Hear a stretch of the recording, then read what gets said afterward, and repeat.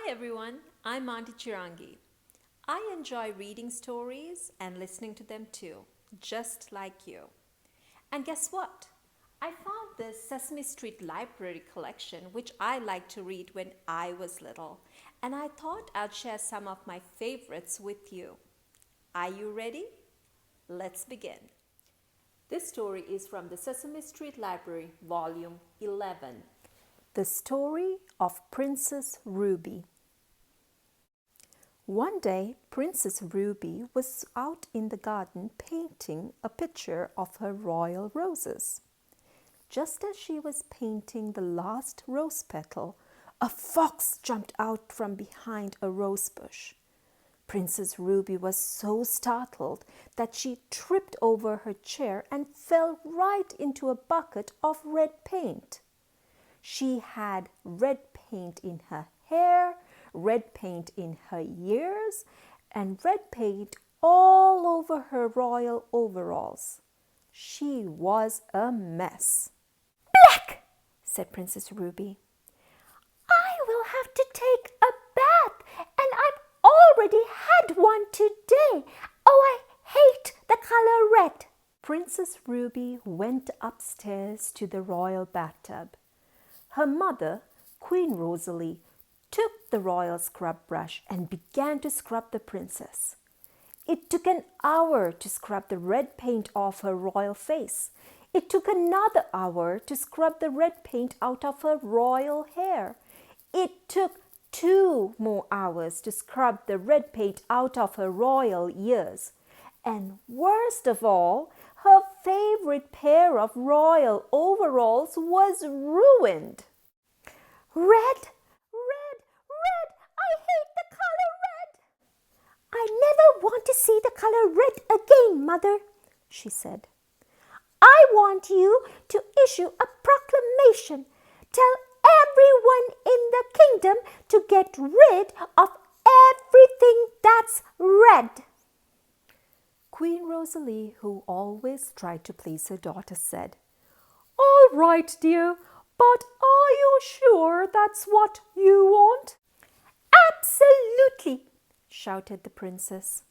And so the queen ordered everyone in the kingdom to get rid of everything that was red. By now it was dinner time, and Princess Ruby was hungry. She went down to the royal kitchen and spoke to the royal cook. "Royal cook," she said, "I'm hungry. Make me my favorite sandwich, peanut butter and strawberry jam." "I am so sorry, Your Highness," said the royal cook, "but there's no strawberry jam. The proclamation said we had to get rid of everything red, and strawberry jam is red, so out it went. You will have to have peanut butter and mint jelly." "Yuck!" said the princess. "Mint jelly is green and disgusting. I hate mint jelly." But that was all there was, so that was what she had. After dinner, it was time for the princess to go to bed. "Royal Mummy," she said to Queen Rosalie, "will you please read my favorite bedtime story?" "Of course, dear," said the queen. "Which one is that?" "Oh," said Princess Ruby, "it's the one about the little girl who carries a basket of goodies through the woods to her grandmother's house." "You mean Little Red Riding Hood?" said the queen. "We don't have that one anymore. You wanted to get rid of everything red, so we had to throw it away. I'll have to read Little Boy Blue instead." "Ah!" groaned the princess. "I hate that story." But that was all there was, so that was what she had. The next day was Valentine's Day, Princess Ruby's favorite day of the year. She loved to get valentines, and since everyone in the kingdom loved her, she always got a great many valentines. So bright and early that morning, she ran down the path to meet the royal mailman. "Good morning, Royal Mailman, she said. May I have my valentines, please? Sorry, Royal Princess, said the mailman, but valentines are red, and the proclamation said we had to get rid of everything that's red. So I sent all the valentines to my aunt in Peoria. You'll have to go back and look at that get-well card I brought you when you had the flu. That does it, yelled the princess. Royal Mummy, quick, we need another proclamation. I thought we might, said the queen, smiling. I have one right here. I hereby proclaim that color red is beloved back in the kingdom.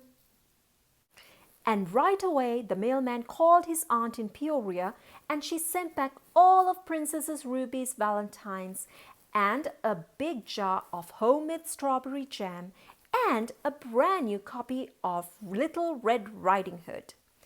And that night, after Ruby had looked at all her valentines and eaten 2 big peanut butter and strawberry jam sandwiches, and Queen Rosalie had read Little Red Riding Hood to her twice, she looked up at her royal mummy and said, Royal Mummy, I've really learned a lesson today. Red is a very important color.